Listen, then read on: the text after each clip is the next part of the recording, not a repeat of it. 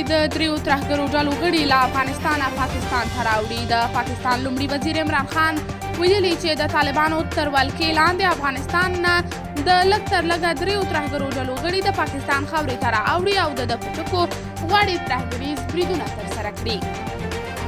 عمران خان وروستیو کې CNN امریکایي رسنۍ سره په مرکه کې ویلي له افغانستانه درې ترهګریزې ډلې پاکستان کې ترهګریز بریدونه ترسره کوي.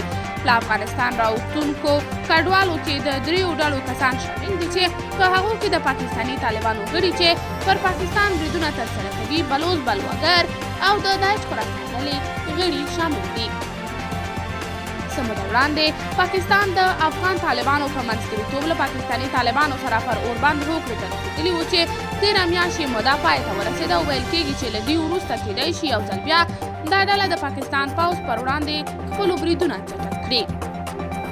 په ورته وخت کې د بلوچ بېلتون پالو ډلو یوې ډلې په وروستیو کې د پاکستان پر پوځیانو 2 ځانګړي بریدونه کړي. قدرمن تاسې د دې موضوع په هکله څه نظر لرئ؟ کمنټ کې شریک او چینل سبسکرایب کړئ.